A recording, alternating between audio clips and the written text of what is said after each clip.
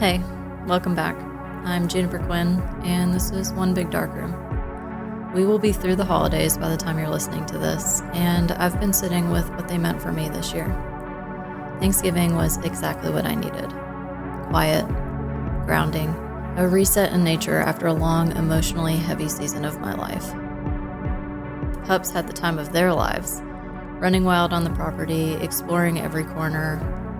Christmas went better than I expected too. I actually let go. I let go of the heaviness. I let go of the trauma that's been so tightly woven into this time of year for me. I let myself enjoy it. And that on its own was a massive step. What surprised me most was the anxiety I felt while preparing for my trip. Not because I was scared, but because I actually felt safe. For so long, leaving home meant escaping danger, not going on vacation. This was the first time I wasn't running away from something. And that brought guilt. Why should I treat myself if I feel okay? Do I really deserve this? The answer, of course, is yes. And giving myself permission to believe that, to actually live that, was huge. Since this was the first time in a long time that I felt even a flicker of a Christmas spirit, I leaned all the way into it. I made my crab leg dinner and ate it while on FaceTime with a friend. I did my 13 wishes ritual. And for the first time, maybe ever, I watched multiple Christmas movies back to back. I spent quality time with the pups, saw friends, had some incredible dinners, and the weather was absolutely perfect. 75 degrees on Christmas. No rain, just sun, warmth, and relief. The first morning, I stepped outside and breathed in the sea air and smiled. It was everything I wanted it to be, and it was a huge step in my healing journey. When I left you in the Soul Dogs episode, we talked about loss. Real loss. The kind that rearranges the shape of your life. Losing Noel and Shotgun was like losing the compass points on my internal map. They were the witness to every version of me I've ever been. They were steady, grounding, and unconditional in a way that makes you feel like you've actually got a place in this world. And when they were gone, it was like somebody had taken the floorboards out from under me. And I didn't really have time to rebuild anything before the next crack happened. Because then I lost my grandmother. My grandmother was one of the foundational women in my life. After my parents' divorce, she stepped in.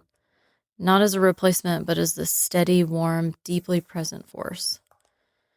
She showed up. She cooked. She listened. She made the world feel steadier than it actually was. And she got sick quickly, suddenly, and she passed right before Christmas. Christmas was her holiday. And when I say that, I mean she did Christmas. Her house looked like a magazine. Every corner decorated, every ornament chosen with intention. She made the holiday magical in this way you don't appreciate until you're older and realize not everyone grows up with that kind of attention to detail. Every time I hear an old Christmas song, the ones that sound a little dusty, a little vintage, I think of her. It's like they still carry her frequency. Losing her after losing my 2 soul dogs, it felt like the universe reaching for those golden scissors, the ones the fates used to cut your thread in Greek mythology. It felt like my cord was right there, tight, fraying, and those were the moments where it felt like it could just snap. 3 of the hardest deaths of my life, all inside a few months. And people around me asking, "Are you excited for Christmas?" And I remember thinking, how could I be excited for Christmas with all of this loss? When we talked in the previous episode about how loss changes the way you make decisions, this is what I meant. Grief shifts your center of gravity. It changes what you reach for. It changes what feels safe or familiar. And when you're navigating trauma, sometimes you make choices from a place that isn't rooted, because how could it be? I was in that space. Raw, unsteady, moving through life in survival mode. And right before all the losses hit, I was preparing a second run of Rocky Horror. If you've ever worked on something with a cast, you know there's always last-minute changes, people dropping out, roles needing to be filled, schedules shifting. It was a lot to juggle at the time. One of the people who stepped into a role this season was someone I went on to briefly date. Our breakup wasn't easy, and it was an added stressor to everything happening. During this time, I was filled with grief, overwhelm, and emotional exhaustion. All of it layered on top of each other in such a short span of time. And that's where the next part of the story begins. Before we go any further, I want to offer a heads up. This next section of the episode includes descriptions of violence, fear, trauma responses, and experiences that may be distressing for some listeners. If you need to pause, skip, or come back later, I fully support that. In that darkness that had become my life, the holidays were inching closer. I wasn't excited. I wasn't even present. I was surviving, barely. I prepared for Christmas in the most minimal ways. Not because I felt festive, but because it felt like something you're supposed to do. The motions, not the meaning. Right before Christmas Eve, the temperature dropped sharply. Everything froze, the kind of freeze that doesn't feel normal for my state. Every surface covered in ice. The air cut through my lungs. I was stuck at home, so I went to bed early. I had no idea what was coming. In the middle of the night, I was violently jolted awake by a sound I couldn't explain. It wasn't a thud, it sounded like an explosion. My sleep mask flew off as I leapt out of bed. My whole body was shaking. I didn't know why. I didn't know what the sound was, but my nervous system seemed to know before my brain did. The sound came from my living room. I took a step toward it, then froze. Something in me said, "Don't go out there." So I did the only thing I could think to do. I called my dad. It was the middle of the night, but he answered. I told him something had happened, that I didn't understand what it was, and asked him to stay on the phone with me. My first thought was that something had exploded from the cold. A pipe, maybe, something mechanical, something logical. I stepped into the living room and scanned the space. At first, nothing looked wrong. And then everything did. There was dust on my couch, dust on my desk, dust floating in the air. But nothing was wet. Nothing looked like it had burst. My brain could not make sense of it. Then I saw it. A hole in the wall. Then another. My voice cracked as I said to my dad, "I think someone shot into my living room." He went quiet for a second and then said, "If you think that's what happened, you need to call 911 now." When the dispatcher answered and asked what the emergency was, I could barely get the words out. "I think someone just shot into my living room." She asked for my address and then told me that the neighbor had already reported shots fired. An officer was nearby. She asked me to stay calm and stay on the phone with her. A few minutes later, an officer knocked at my door. Her eyes widened when I opened it. She asked what had happened, and I told her exactly what I saw. We pulled up the blinds, and there they were. Clean, sharp bullet holes through the glass, letting in the frigid air. I stared at them, trying to make the world make sense, and it just didn't. And then something even worse registered, the trajectory. The bullets had entered the wall right above my couch. My couch, the place where I rested, where I decompressed, where I tried to feel human again. The place where, when the dogs were alive, we spent almost every moment together, curled up, stacked on each other. It was one of the safest places in my home. It was sacred. Seeing those holes sitting inches above the spot where my dogs used to lay their heads, where I used to sit with them every night, it deconstructed something in me. It wasn't just damage to a wall. It was damage to a memory, to a ritual, to a place in my home that had held so much softness and so much love. And now it held something else entirely. Coming back to that moment of seeing the entry of the bullets, the officer told me gently, "I know this is going to be difficult, but I need you to sit down and try to stay calm while we get more officers here." One by one, they arrived. Some offered to wait outside, but it was way too cold. I asked them to stay in. The original officer said they were calling a detective. While we waited, one officer tried to lighten the moment and joked, "What, you have a crazy ex or something?" I said, "Who doesn't have a crazy ex?" We all laughed. Someone else suggested it could have been the wrong address or an initiation or any number of explanations. I couldn't even process that. I noticed a couple of officers standing at the door, quietly giggling at something, and I couldn't imagine what in the world could be funny in a moment like this. Then the detective stepped inside, and I understood. To bring a moment of levity into an otherwise terrifying story, one of the most beautiful men I've ever seen in my life walked into my frozen, bullet-damaged living room. While I was standing there in pajamas, covered in dogs wearing Santa hats. My pink hair was all over the place. I probably looked like I had been dragged through the underworld. And there he was, calm, professional, and inexplicably attractive. Reality snapped back quickly, though. He asked me a few questions, handed me his card, and the officers finished searching for rounds. They didn't find anything inside. Once they had gathered what they needed, everyone slowly filtered out, except for the original officer. She stayed with me a moment longer. I looked at her and said, "I don't feel safe. What do I do?" She told me that despite how it felt, staying put was the safest option because the roads were dangerously frozen. She said she'd finish her paperwork sitting outside my home so I wouldn't be alone, and I'll never forget the gratitude I felt for that. When she went outside, I cut up cardboard boxes and taped them over my windows to block the cold air from coming through the bullet holes. It was surreal. Standing there with packing tape and cardboard, repairing something I couldn't emotionally process. I vacuumed the glass off the couch, brushed drywall off every surface, tried to make the room look normal. It wasn't. After she left, the silence was too much. I didn't want to be near the windows, not for another second. So I stripped the blankets from my bed and made a little pallet in my closet. The one place in the house that felt solid, protected, like nothing could come through the walls there. It was where I went for tornadoes.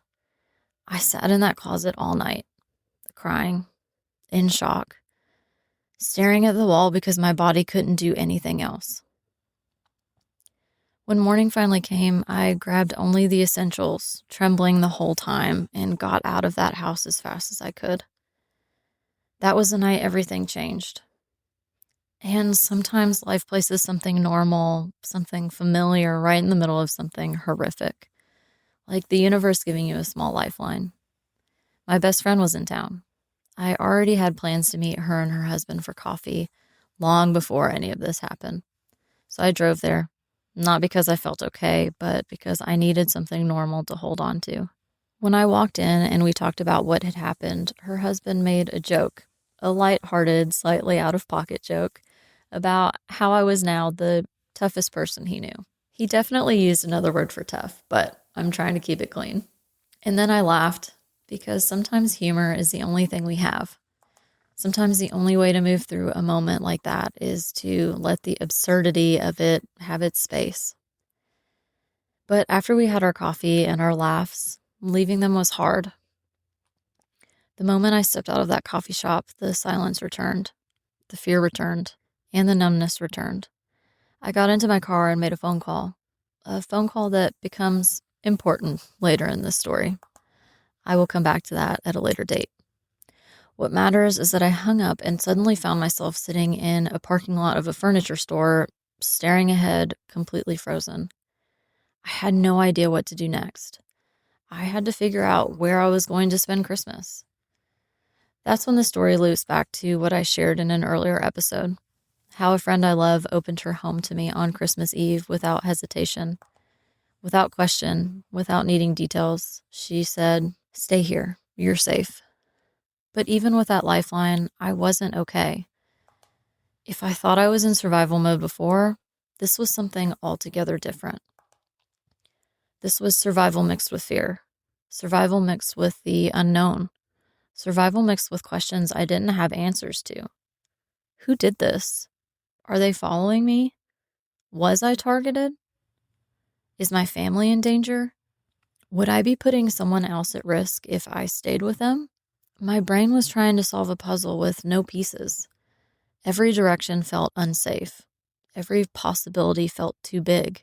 And underneath all of it was this new, terrifying numbness. The kind that doesn't shut you down but keeps you hyper aware of everything all at once.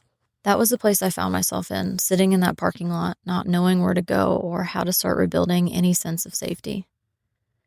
In the days that followed, life stopped making sense in any recognizable way. I couldn't stay at my house. Every cell in my body rejected the idea of being there, but everything I owned was inside of it. Hell, I owned the house itself. So I kept making these small, careful trips back and forth, just long enough to grab clothes, toiletries, anything essential, just long enough to get in and get out. It was the strangest feeling, being completely displaced inside your own life. I didn't know where I was supposed to go. I didn't know where I was supposed to sleep. I didn't know what I was supposed to do about the house or the windows or the repairs or the simple fact that it no longer felt like home. Every time I walked through the door, my mind replayed the what ifs. What if I had been sitting on the couch? What if I had been awake? What if the angle had been different? What if... It was like my brain kept trying to bargain with the universe for a different version of reality. A version where none of this had happened. A version where everything was still intact. I had more conversations with the detective. Just basic follow-ups. Nothing dramatic or revealing. Standard questions. Procedural things. And at one point, he asked the question that detectives are required to ask in situations like this. Is there anyone in your life who might hold ill will toward you? I remember almost laughing. Not because it was funny, but because the idea felt so absurd to me. I said no, of course not. I'm not perfect, but I try very hard to treat people with care. I go out of my way to avoid hurting anyone, ever. The thought that someone I knew could do something violent or malicious, it didn't even register as a possibility in my brain. At that point, the only explanation that made any sense at all was that someone had the wrong house. A mistake. A misidentification. Something random that had nothing to do with me as a person. Because the alternative, the idea that this was personal, that was too big, too heavy, and too far outside the reality I believed I lived in. So I didn't think it. I didn't go there. I couldn't. I was just trying to survive being a person without a place to land. 2 weeks passed. Time had become something that didn't make sense anymore. It bent, it folded in on itself, it stretched out endlessly, and I was just going through the motions, trying to pretend my life still had a structure. I had worked into my schedule another trip back to the house. I needed more of my things, and even though I didn't feel safe there, it was still my home. Everything I owned was still inside. And here's one of those things I realized when I look back. I went alone. I drove out there completely by myself, which shows just how disconnected I was from the possible reality of what was happening. I wasn't thinking in terms of danger. I wasn't thinking in terms of patterns. I was thinking in terms of errands, tasks, lists. When I walked in, something felt wrong. A stillness that didn't match the room. Instinctively, I walked towards the windows. The blinds were broken. Again, my brain stalled. It's incredible how the mind will protect you from truth until it absolutely can't. I stood there trying to make sense of the bent slats and strange angles. And then, shaking, I reached up and pulled the blinds back. There it was. Proof. It had happened again. And this is the part where I just have to say it because there's no other way to capture the shock. What the fuck?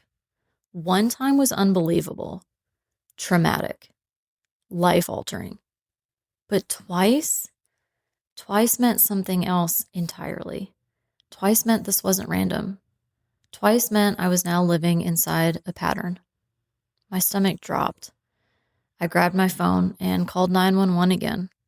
Dispatch asked where I was and told me to take cover in my car.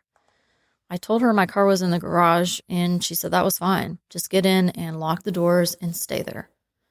So I did exactly what she said. An officer arrived shortly after. When I explained what happened, his response was flat, detached, like he wished he'd been anywhere else. He didn't ask many questions. He didn't offer reassurance. He didn't search thoroughly. He wrote down an incident number, told me nothing else, and left. No support, no acknowledgement of what it means for someone to walk into their home and see evidence of violence pointed at them for the second time in 14 days. So again, I gathered what I needed as quickly as I could and left. Now everything in my mind was spinning. Twice? Why twice? What does this mean? What in the hell is going on? At this point, my ex-husband, who lived nearby and had been helping with logistical things, stepped in and helped me install a camera on the house. It had happened twice. What was stopping it from happening a third time? I hated that thought, but it was the truth. And installing a camera that records 24/7 is not easy. It took time, tools, trial and error, but we got it done. It's something I knew even then I would talk about one day on this podcast. How everyone who can manage it should have a camera on their home, at least one. After that, the weeks felt like moving through fog. I was waiting, praying for nothing to happen, and at the same time preparing myself for the possibility that it could, all while trying to plan something normal, something human. My birthday. Holidays might not be my thing, but birthdays are. I've always been a big birthday person, mine and everyone else's. Birthdays are the one time of year where I let myself want things, where I let myself celebrate without guilt. That's something I'm still learning to allow in other parts of my life, but birthdays have always been sacred. For my 30th, I took 4 of my closest friends and my boyfriend at the time to Ireland. That's the kind of birthday person I am. I go big, and I make it matter. But this birthday was all wrong. I could live without Christmas. I could skip New Year's. I already had enough emotional history wrapped around those days. But my birthday is different. And that year, I remembered thinking, how can I be excited for something when I'm not even sure I want to be alive for it? Thankfully, my best friend, the same one who met me for coffee the morning after the first shooting, came through in the biggest way. She flew in, scooped me up, and took me to an Airbnb where I could feel hidden, sheltered. No one knew where we were. She planned drinks, dinner, dessert, all of my favorite little luxuries. She gave me the gift of presence, of safety, of not being alone. But between planning that celebration and actually reaching it, the unimaginable happened. Before the in-town birthday plans, I planned a trip to Arizona, a real escape, something just for me, for peace, for breathing room. My ex-husband joined me for a part of it, a last-minute addition. We went to the Grand Canyon. Everything was frozen over, the paths slick with ice. I remember thinking I'd slip and slide all the way down the canyon. They really do need more barriers there. He left earlier than I did, only staying 2 days. During my trip, I had a friend in town that I asked to check on the house a few times. She was one of my friends during this time that got me to the other side. I texted her to ask her to swing by, and then I got the call I had been dreading. It had happened again. What do they say? Third time's a charm. I don't know what that phrase means in this context, but I can tell you what it did mean. It snapped something inside me, because now there was a camera. There was footage. So much for enjoying my vacation. My ex-husband stayed up all night going through every minute of the recording, and for that I will forever be grateful. Early in the morning, he texted, "I found it." My breath stopped. The clip came through on my phone. I stared at the screen, holding it with cold hands. What was I about to see? Would I recognize the car? Would I understand anything about why this was happening? How traumatizing was it going to be to actually watch it? I gathered every ounce of courage I had, and I pressed play. It was nighttime, quiet. A car rolled by, then again. Then a sharp, violent pop blasted through my speakers. There it was, the sound that had blown my life open. I paused the video. The vehicle filled my screen, and in that moment, my entire body froze. My heart stopped. Everything inside me went silent. I felt like I knew whose vehicle that was. I didn't want to. I tried every possible explanation to talk myself out of it. I told myself I was wrong. But beneath all the rationalizing, all the mental gymnastics, all the desperate bargaining, I knew what I knew. My body knew it before my mind was willing to accept it. And that's where everything shifted. After I saw the footage, after my entire system froze in recognition, I knew I had to call the detective. I didn't want to.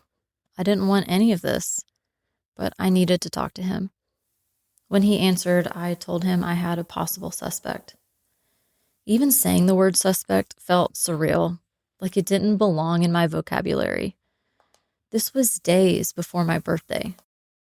The days that followed felt like I had suddenly stepped into the script of a crime drama, except it was my life. I was uncovering information, piecing things together, giving the detective anything I could that might help. Every day felt like a new wave of details, a new conversation, a new layer of fear. So when my birthday celebration finally happened, the safe Airbnb, my best friend by my side, the dinner and drinks she had planned, it all felt muted, like life had a dimmer switch. At one point during the night, I was sitting in the Airbnb on an important call with my best friend beside me, thinking, how is this what I'm doing on my birthday? How is this even my life right now? A few days after my birthday, an arrest was made in connection with the case. You would think that would have brought relief, closure, something, anything. But if I haven't made it clear by now, the system is a failure. This person was released within hours. And immediately, new fears flooded in. Now they know that I know. Am I in more danger? What happens now? There were bond conditions, no contact with me, no possession of firearms, among other restrictions. On paper, those should have made me feel safer. Somehow, they didn't. I told myself, at least there was an arrest. At least the incidents will stop now. That was the only thing I had to hold on to. For a few weeks, things were quiet. Not peaceful, just quiet. During this time, I was trying to sell my house. Do you know how impossible it is to sell a home with bullet holes in the windows? Even that, wow. The stress was unimaginable. I was repairing things, negotiating, explaining, waiting. Eventually, I got a contract. We were in final negotiations. Inspections were coming up. I had people checking on the house just in case. And then another call. My ex-husband. Again. This time, it didn't look like a bullet. This time, it was a rock. A rock? Really? How and why would someone do this? What was happening? And how much more could I take? Through further conversation and informal assessment, it was said to have most likely been propelled by a slingshot. I'm just going to take a second of silence to honor how absurdly ridiculous that is. Okay. Now we were at 4 incidents. 4. And I was on the verge of losing the buyer for my house because my window had been broken yet again. The inspection was coming up. The timeline was tight. Everything was fragile. My body couldn't bear the stress anymore. I didn't know what I was going to do if the sale fell through. I was paying a mortgage on a home I couldn't live in, and the idea of being financially trapped in that place was almost as suffocating as everything else. I was running out of time, money, and emotional capacity all at once. I wouldn't let myself celebrate until I was physically sitting in that office, pen in hand, signing the paperwork. And when it was done, when it was officially no longer my house, I walked out to the car, closed the door, and cried. Tears of relief, tears of release. The first breath I think I had taken in months. I did it. I got through the only physical thing still tying me to that nightmare, that house. It was no longer mine. No longer something that could haunt me every time I drove past it in my mind. And this is where I'm going to stop this episode. Because as you already know, I am still in the legal process. I'm still navigating what this did to me, how it rewired me, how it reshaped my sense of safety, how it changed my life in ways I am still uncovering. I'm telling the story because people need to know that things like this don't just happen on television.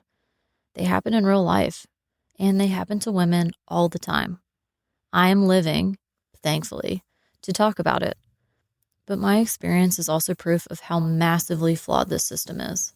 What if I had been sitting on the couch that first night? What if I had been home the other 2 times bullets entered my living room? Why wasn't more done to prevent repeated incidents? My life completely shifted because of these ongoing incidents. And yet, here I am, 3 years later, still waiting. I'm recording this on New Year's Eve, and that feels important, intentional. Like I'm closing a door on a chapter that has followed me for far too long.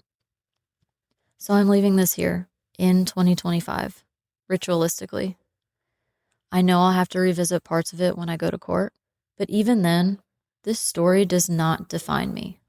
It reveals me. It shows my resilience, my endurance, and my capacity to keep moving when everything around me was trying to break me. Yes, I was the victim in this story, but I am not the victim in my life. I'm done letting circumstances define me. I'm done feeling powerless. This year, I take back my own power, fully and unapologetically. Now, I've left out a lot of details, layers, and intricacies, and I did that intentionally. But I will be coming back to all of it after the court process is over. For now, I'm telling the parts that feel safe to share, grounded in my experience, and mindful of the legal reality I'm still navigating. And speaking of that reality, the next court date is set for late May. By then, we'll be approaching 4 years since the night this all began. So if you've ever wondered whether the system moves slowly or whether it actually supports the people who need it, well, you're seeing it unfold in real time through me. It's a process. A long, imperfect, unbelievably heavy process. And yet, here I am. Still healing, still rebuilding, still moving forward. Thank you for walking through this with me. Thank you for listening. Thank you for holding space while I spoke words I've never spoken out loud before. This chapter may have changed me, but it did not destroy me. And that is the power I'm taking with me into the new year. Writing this took everything in me. I have never told this whole story in this way from beginning to end. Not out loud, not publicly, not even privately. So thank you. Thank you to every single person who supported me through this nightmare chapter of my life. I truly would not be here without you. I love you all very much. Until the next episode, stay familiar.